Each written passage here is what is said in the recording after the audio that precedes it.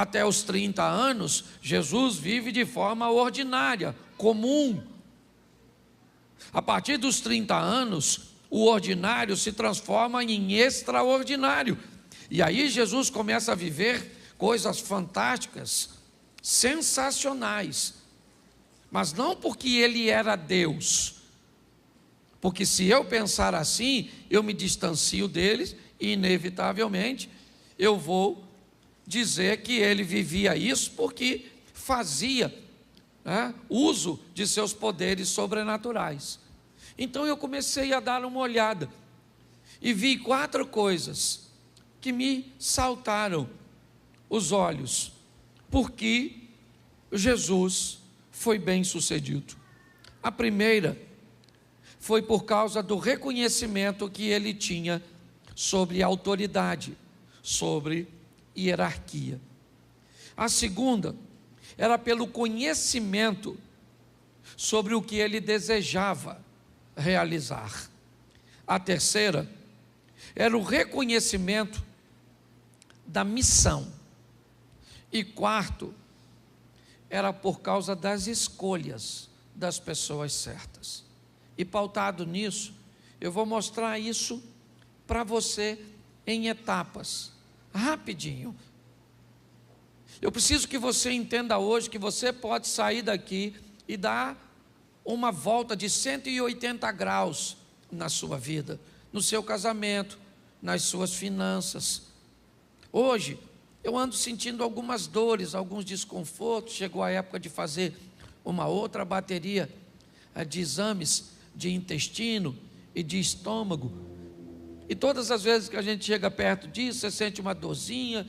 E eu comecei a falar com Deus. E hoje eu falei: Senhor, tantas vezes nós pedimos para que o Senhor nos cure. Mas aí eu fico pensando, Ele vai nos curar para quê? Para a gente negligenciar de novo? Ou será que está na hora de recebermos uma cura para cuidarmos da nossa saúde? Porque como o Eliezer falou aqui de uma forma muito legal, nós muitas vezes estamos correndo atrás de uma situação emergencial.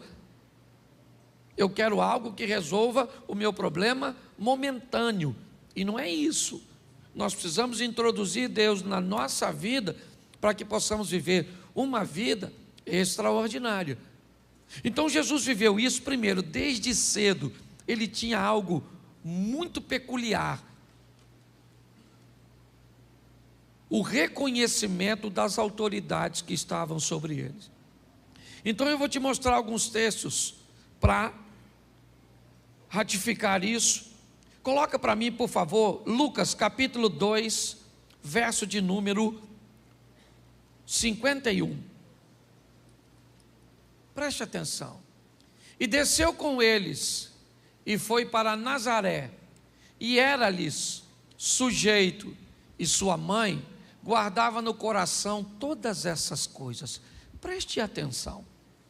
A primeira autoridade que o Filho de Deus foi colocado foi a autoridade, ou a primeira autoridade que todo ser humano é colocado sobre os seus responsáveis, na maioria das vezes, seus pais. Eu quero lembrar a você que Jesus é o Filho de Deus e sabe disso. Isso nunca foi uma dúvida na cabeça dele. Mas o texto em que eu coloquei na tela, Jesus tem 12 anos de idade, ele é uma adolescente. E uma adolescente já costuma ter um comportamentozinho meio rebelde, ainda mais sendo menino, achando que é dono do seu próprio nariz. E pior, Jesus sabe que é o filho de Deus. Tem gente que porque é filho de político, acha que é alguma coisa. Porque é filho de pai rico, já acha que foi alguma coisa. Tem gente até que acha que é filho de pastor e pode dar carteirada na igreja. Você imagine ele sendo filho de Deus. Mas olha, ele fica 3 dias, está perdido dos pais. José e Maria chegam no templo e vão logo dando uma dura nele. Ô menino, está morrendo de preocupação com você? porque mãe é mãe, queira do filho dos outros ou do filho de Deus. Maria já chegou logo enquadrando, puxando o chinelo, e falou: para casa, garoto. Ele falou: você não devia estar preocupado, eu estava aqui tratando das coisas do meu, mas não falou isso com abuso, ofendendo, não. Mas o mais interessante é que quando José e Maria botam Jesus para casa, o que ele faz? Vai. Ele poderia falar: ó, como é que fala comigo? Está pensando que eu sou quem? Filhinho seu aí qualquer? Eu sou o Jesus, o Salvador. Não, ele falou: essa aqui quem é? É minha mãe e meu, e eu reconheço a autoridade deles. Você quer se dar bem na vida? Comece reconhecendo a primeira. Ah, mas o meu pai e minha mãe. Não interessa, pode ser bom, pode ser ruim, mas foi quem está na sua vida. Às vezes é tão ruim porque você corre o risco de ser pior que eles. Então eles precisam ser ruim para melhorar você. Que tem uns pais que são ruins para melhorar os filhos. Porque olha que coisa louca. Tem filho que é filho de gente boa e fica ruim. Tem filho que é filho de gente ruim. Parece que trocaram de pai. Então aprenda uma coisa.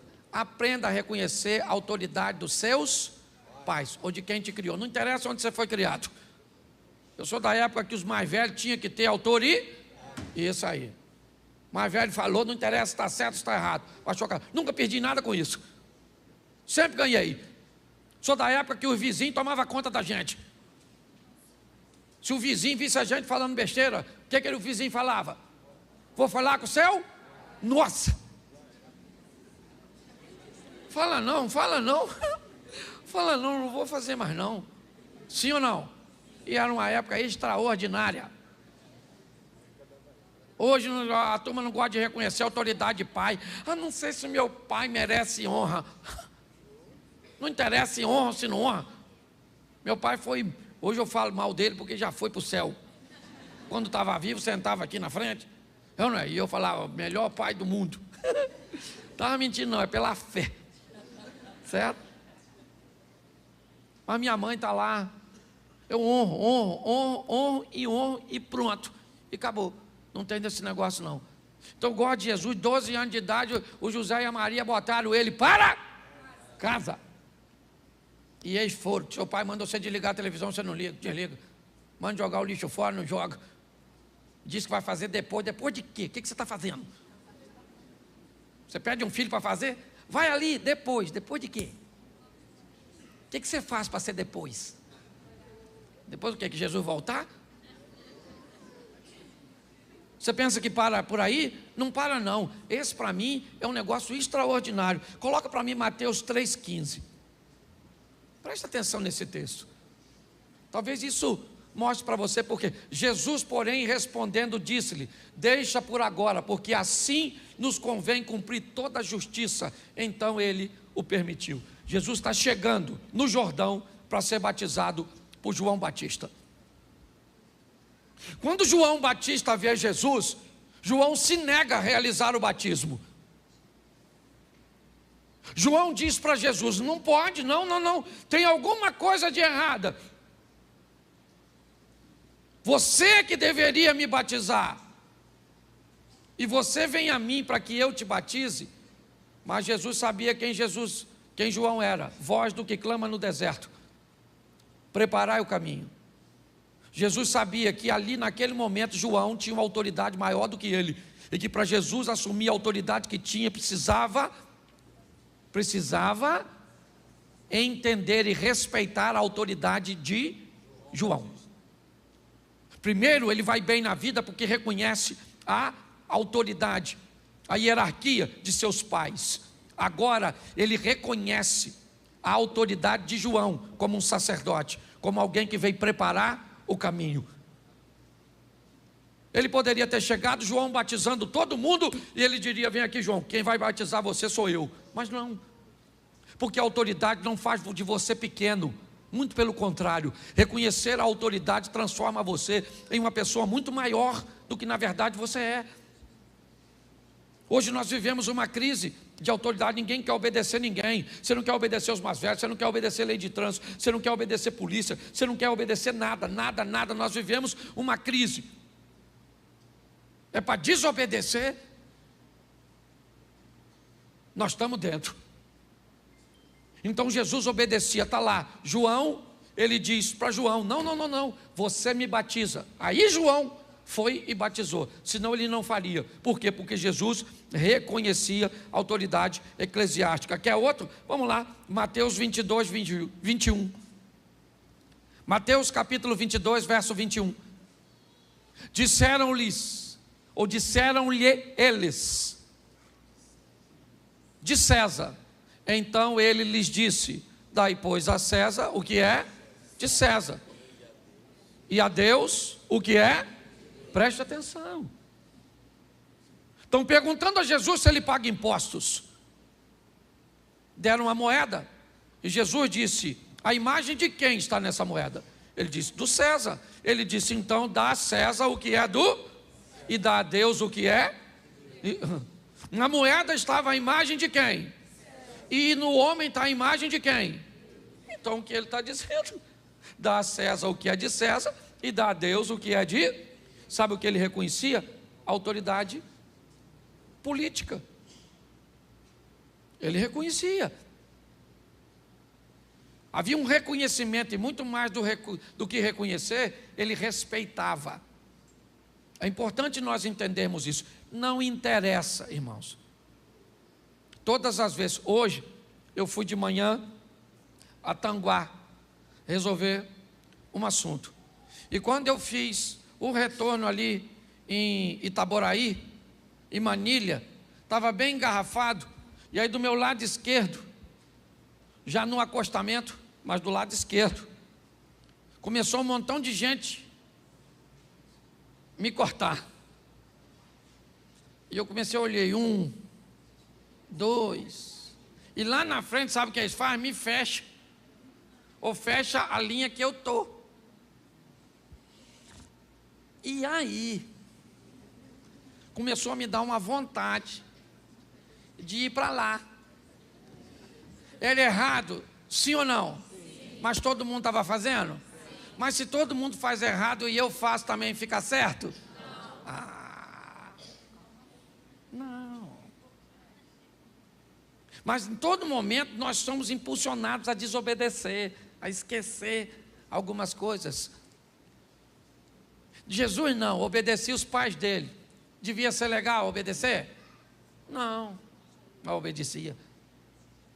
Seria mais honroso para ele chegar no Rio Jordão e batizar João e ganhar popularidade, sim ou não? Mas ele fez? Se submeteu. Agora ele está se submetendo a uma autoridade de César. César não era uma pessoa, o nome não é César, ok? César era um cargo, que isso fique bem claro. Aqui provavelmente Augusto ocupava o cargo de César, o imperador. O que Jesus está mostrando é que apesar de ser a maior autoridade, ele era capaz de reconhecer a autoridade das pessoas, e era isso que fazia dele grande. É importante nós entendermos, o sucesso de Jesus vem de entender o que é uma hierarquia. Hoje talvez você não consiga entender a hierarquia do seu gerente, de alguém que está sobre você, porque tem gente que tem dificuldade de lidar com o relacionamento vertical. Basta ter alguém acima de você que você não se submete, e basta ter alguém abaixo de você que você pisa. Nós temos que aprender a lidar com isso. Esteja abaixo, esteja no nível horizontal ou acima, eu tenho que aprender a lidar com pessoas. É a hierarquia da vida. Às vezes eu coloquei aqui no último evento que teve, pais e filhos. Quem estava dirigindo era o Osias. O evento não era meu, era do Osias. Era ele que estava dirigindo. E aí eu perguntei a ele ali, quanto tempo eu tenho para pregar? Ele falou, você é o pastor, você prega o tempo que você achar. Eu falei, hoje eu não sou o pastor, hoje aqui você é uma autoridade sobre mim. Ué, funciona desse jeito. A gente estava na marcha para Jesus. Eu queria que o pastor Silas fizesse uma coisa. Fui falar com o pastor Silas, ele falou comigo: Cláudio, mas eu sei que tem que fazer. Eu falei: o chefe hoje sou eu ou é o senhor? Ele falou: não, o chefe é você. Eu falei: então faz. Ele fez a mesma coisa que você, sorriu e fez. Você consegue entender? Entende? Quando você reconhece, acabou, querido. O mundo conspira a seu favor. Pare de querer desonrar. Aprenda. Que todas as vezes que alguém é mau, todas as vezes que alguém faz errado e faz com que você faça errado também, ele é seu discipulador. Quando alguém te fere, quando alguém te magoa, quando alguém é mal com você e faz você se tornar mal, essa pessoa não é seu inimigo, ela é seu mestre. Ela doutrinou você. Ela é tão má que conseguiu fazer com que você ficasse mal. Ela é tão desobediente que conseguiu fazer você desobedecer. Aprenda. Sabe por quê? Porque preste atenção nesse texto agora. Mateus 26, 39. Olha só, começou no pai, foi para a autoridade eclesiástica do João, foi para o governador, para o político, e indo um pouco adiante, prostrou-se sobre o seu rosto, orando e dizendo: meu pai, se é possível, passa de mim este cálice, todavia não seja como eu, mas como tu. Agora ele está sendo fiel à hierarquia de Deus. Note que antes de dizer que é fiel a Deus, ele foi fiel aos seus, foi fiel ao sacerdócio, foi fiel ao sistema. Eu não pago imposto porque não usam mal meu imposto. Está furado. Está furado, querido, está furado. Se você desobedece à lei dos homens para dizer que, se obedecê-las, Deus não é suficientemente poderoso para te fazer prosperar ou para te fazer vencer, troca de religião. A verdade é essa. Cuidado com esse subterfúgio, que muitas vezes uma situação corrupta como a nossa tenta nos impulsionar, porque é isso que eu estou dizendo.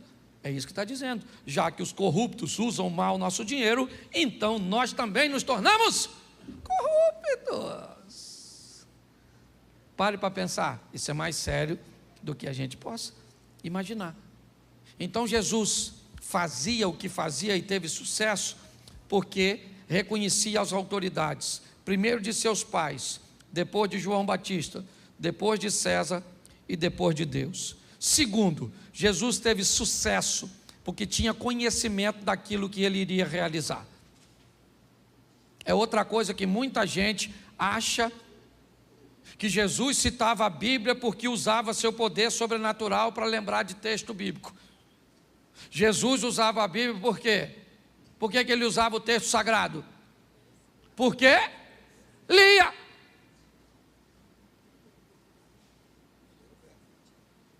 Porque se ele usava o texto, usando seu poder sobrenatural, ganhou da gente. Nós não vamos conseguir. Como é que eu ia fazer sem ler? Senhor, agora, me revela agora. Isso. João capítulo 8, verso 1. Não vai rolar. Você tem que ir lá pegar João. E Jesus foi para o Monte das Oliveiras, e pela manhã cedo tornou para o templo, toda a multidão vinha ter com ele, assentando-se e ensinava, e os escribas e fariseus trouxeram uma mulher, apanhada no próprio ato, adulterando, e puseram no meio, e disse Jesus, e você conhece a historinha. Agora, por que você acha que eu sei o texto? Porque eu li. E por que você não sabe? E o Satanás está preso. Nem perturbou você. Conhecimento daquilo que você vai. Por isso que ele tem conhecimento. Lucas 2,46, coloca aí. Quer fazer as coisas, quer montar um negócio, não tem conhecimento do negócio. Quer construir um relacionamento amoroso, não tem conhecimento da pessoa. Quer arrumar um amigo, e aí depois reclama. Tudo para mim dá errado. Esse dia um cara falou comigo: pastor, eu vou contar minha história para o senhor viu onde eu errei. Ele me contou a história dele, eu falei, rapaz, eu estou tentando ver onde você acertou. Porque você errou foi quase tudo. Está aí, ó. E aconteceu que passaram 3 dias, acharam no templo, assentado no meio dos, ouvindo e, quem é que estava lá? Conversando, ouvindo, interrogando, Jesus. E por que ele interrogava? Por que ele perguntava? Por quê? Aliás, essa era uma prática de Jesus. Ele só perguntava para os outros aquilo que ele já...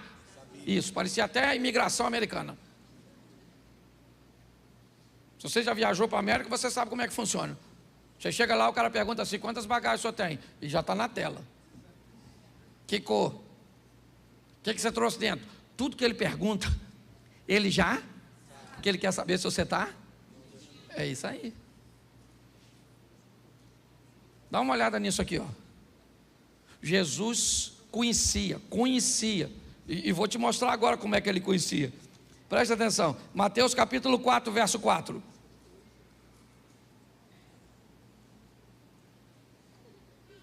Presta atenção. Volta lá, por favor, que eu esqueci de dar um texto. Lucas 2, 47. Eu só dei o 46. Bota aí o 47, querido. E todos os que ouviam, admiravam da sua e da sua. Isso. Por que ele respondia? Porque ele sabia o que estava falando. Você está entendendo? Tem gente que vai evangelizar alguém, se alguém colocar uma palavra, já desmontou toda a sua fé. Sabe nada. O WhatsApp ele lê o dia todo. Essas porcarias do TikTok, desses troços que a gente fica vendo assim, ó. Vem um, vem outro, passou o dia. Tempo para ler a Bíblia nós não tem. Virou até culto da Assembleia de Deus agora, não é verdade? Um culto de doutrina. Não, mas é verdade mesmo, o povo não lê nada. Diz que o crente lê muito sobre o pouco e fala muito sobre o pouco que lê. Você tem que ler a Bíblia todo dia, rapaz. Você não abastece, você não come todo dia, toma banho todo dia, escova o seu dente todo dia. Todo dia você tem que ir lá. Eu não entendo nada, não se dane se você não entende, eu não entendo. Pega lá e lê, que entendi nada. E vai embora. Mas e a hora que o diabo tentar? Aí o Espírito Santo faz você lembrar. E se você não leu? Vou lembrar do WhatsApp. Aquela tentação, vou lembrar daquele vídeo que eu vi no WhatsApp. Aí você está ferrado. Não precisa entender para ler a Bíblia. Na Bíblia você lê. A hora que você precisar, ele faz você lembrar. E você não lê, não lembra de nada. Nem que Deus te ama. E que você vai vencer. Aí não precisa nem de gigante para te vencer, até um anão. Mateus capítulo 4, verso 4. Já estava aí, o cara está rápido, está com mais fé que eu. Ele, porém, respondendo, disse: Está. O que Jesus disse? Está. E por que ele disse está escrito? Porque ele leu. Entendeu? Não entrou senão. Ele leu. Pastor, eu não gravo o texto bíblico. Infeliz, você não lê.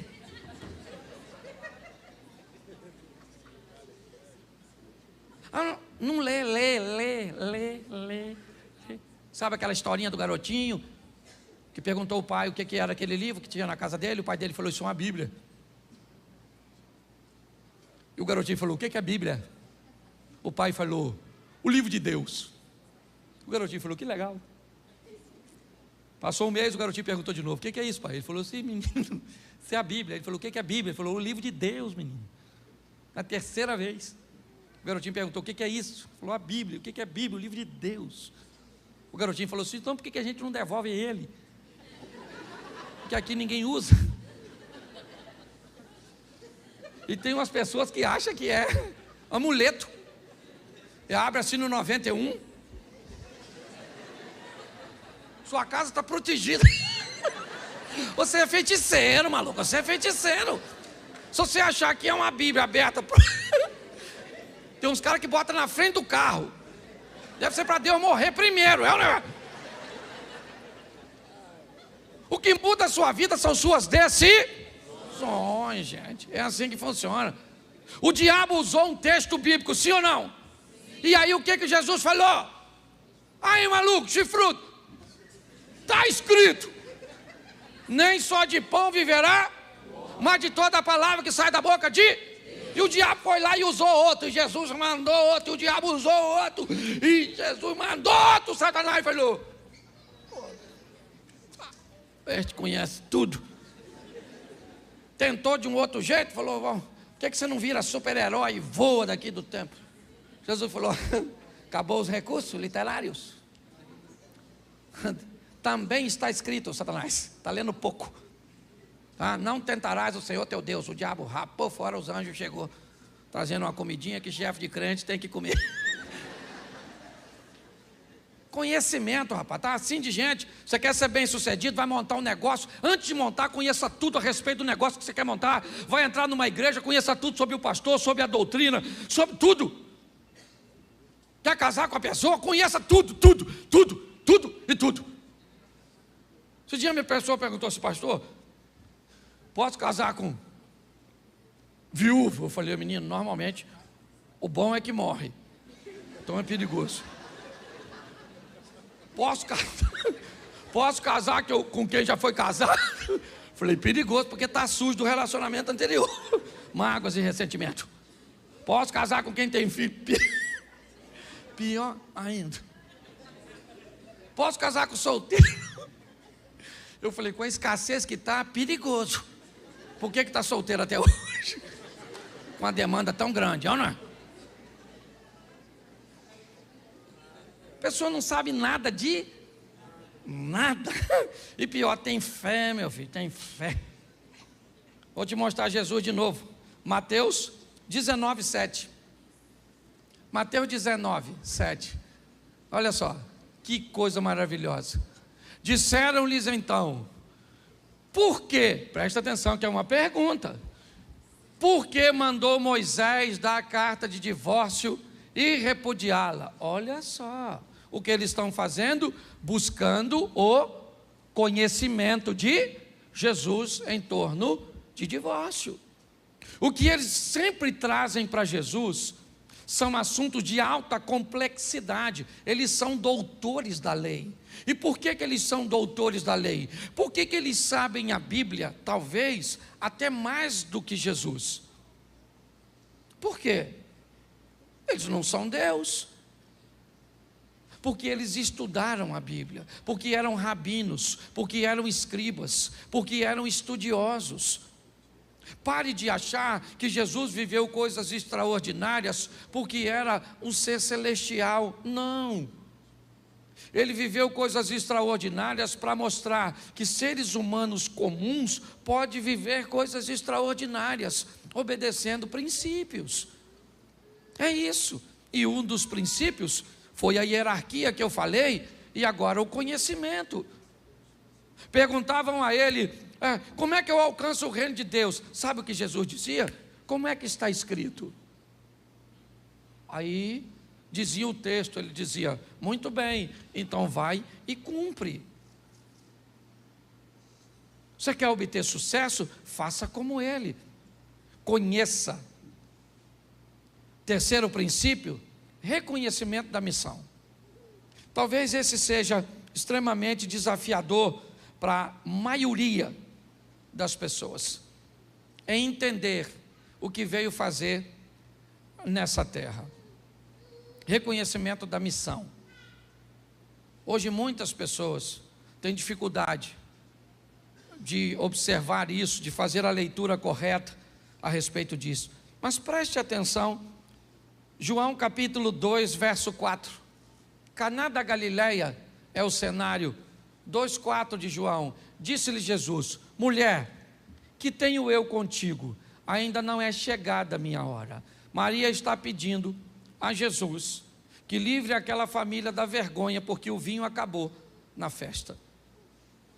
Ela vai até Jesus e disse: olha, eles não têm mais vinho, isso vai ser uma vergonha. Jesus então disse: mas eu não vim aqui, essa não é a minha missão, não é para isso. Ele disse: ainda não é chegada a minha hora. Lembra quando ele vai ser preso? Finalmente, o que ele diz quando vai ser preso? É chegada a minha hora. Jesus obteve sucesso porque ele sabia o que veio fazer. Eu levei um bom tempo para descobrir. Primeiro, que eu era crente. Segundo, que eu ia pregar. E terceiro, que eu tinha que pregar de um jeito engraçado numa época que ninguém pregava.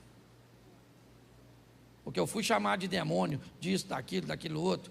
E você já deve ter ouvido pra caramba. E talvez não só ouvido, como falado. Vou abrir meu coração hoje aqui. Tem assim de gente na igreja que falava mal de mim. Porque não me conhecia, achava que eu não era sério, só porque eu era bem-humorado. Esse pastor é um palhaço, é um engraçadinho, fica contando piada no púlpito. Não levanta a mão, não. Mas eu sei. Esse dia eu estava conversando com um, o outro chegou e falou assim: pastor, você não sabe como é que isso falava mal de você. E eu falei para ele assim: rapaz, fica tranquilo que ele não sabe o quão ruim eu era. Senão falava mais. Saber quem você é, cara. Sabe qual é o problema hoje? Cara, parece que as pessoas querem dizer quem nós somos, o que temos que usar, o que devemos falar, o que devemos fazer. Aliás, para estarmos inseridos em grupo, às vezes jogamos nossa identidade fora, usamos coisas que não gostamos. Eu já contei essa história aqui diversas vezes. Eu fui viajar, o cara me levou para andar numa lancha. Depois da lancha me levou para andar num tal de um jet ski. Pensa num troço maneiro. Voltei para casa doido. Ainda dava para comprar. Falei com o cara, falou: compra um para tu. Falei: vou comprar. E vim para casa, pro Xerém. Chamei minha mulher e falei: querida, eu andei num jet ski, menino, vou comprar um troço daquele para nós. Ela falou para mim: Cláudio, falando com você, nós vamos andar onde?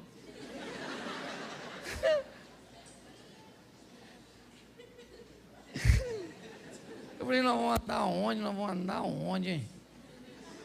Uma boa pergunta, eu não tinha pensado nisso, não. Você já comprou um montão de coisa que nunca usou, só porque os outros têm, e porque os outros falaram que é legal? Eu gosto disso aqui, saber quem você é. Jesus não tinha, ele falou: não é chegada minha?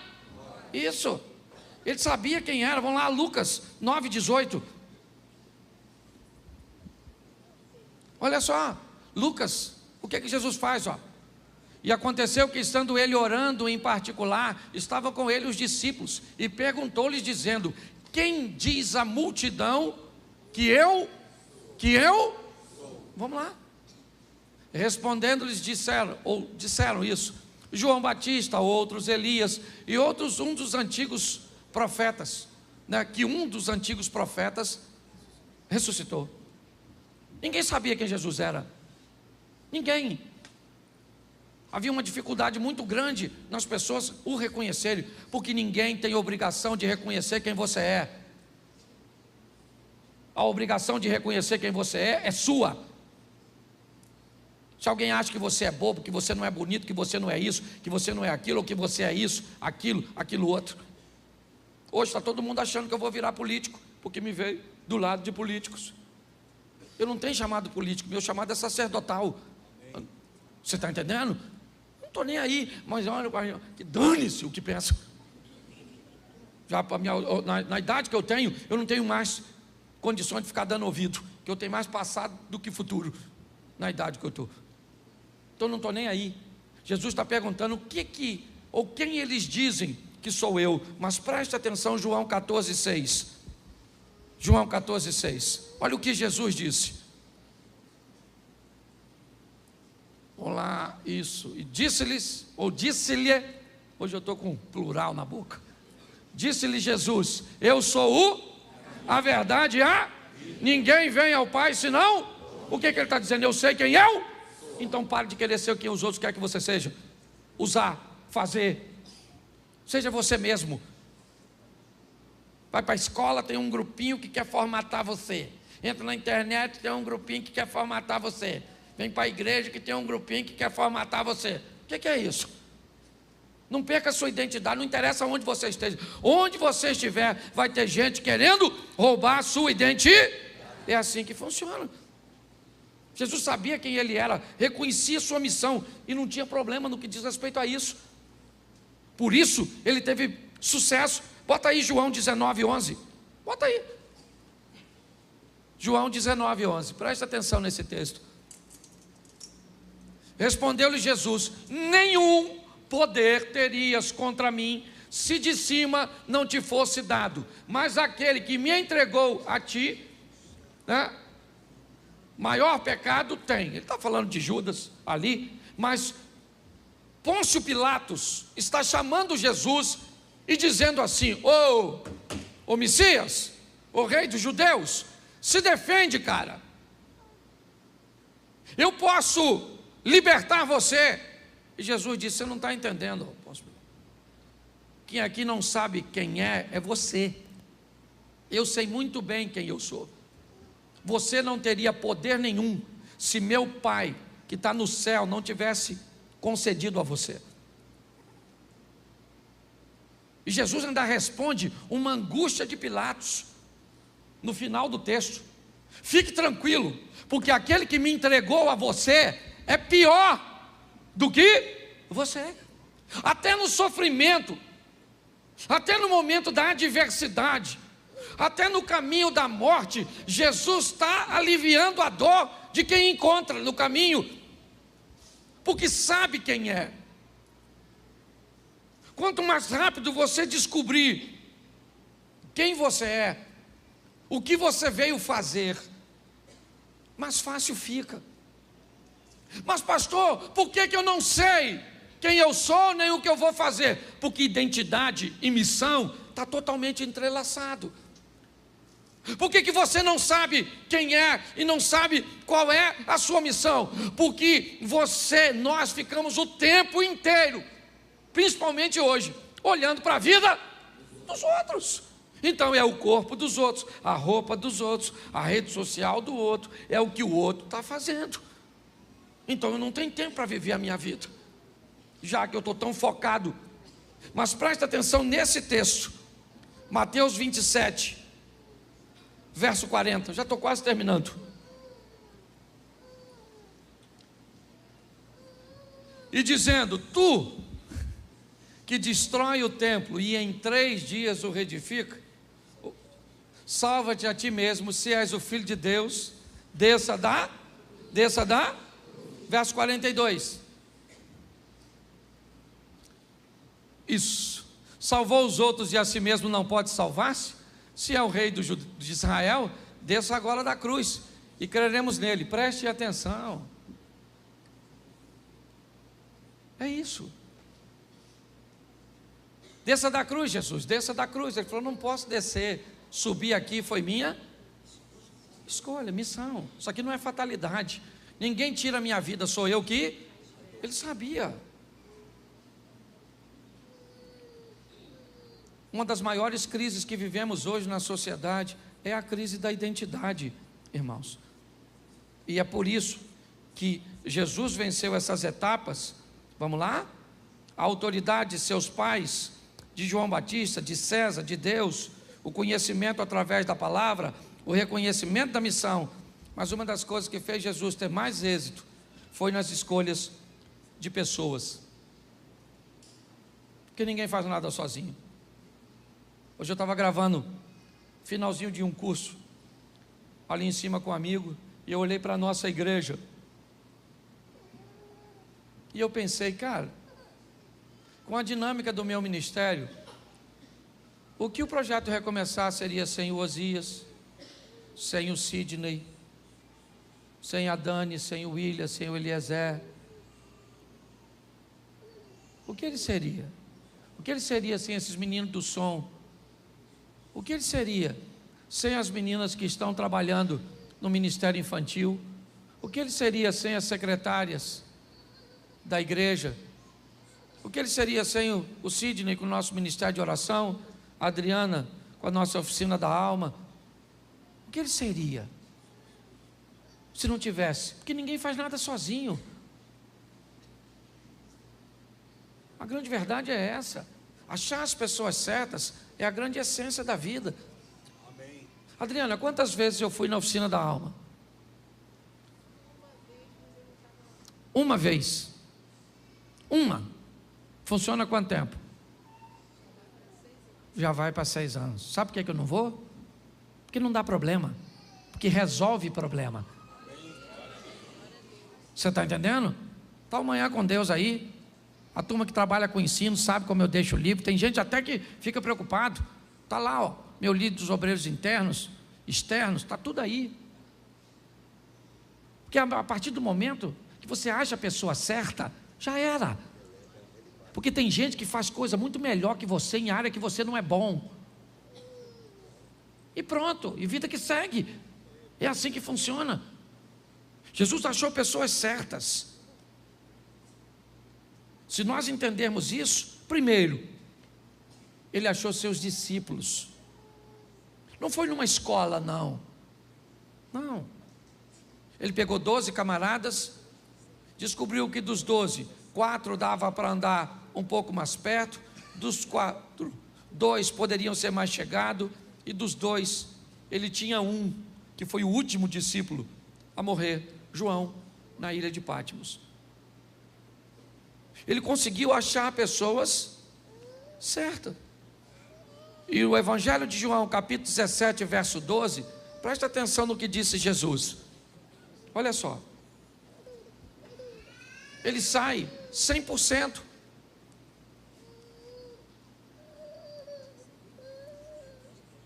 Ouviu o texto ou não? Vamos lá, 17, 12.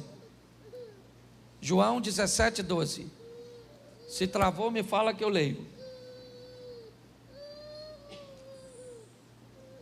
Travou? Isso, o computador, o inimigo.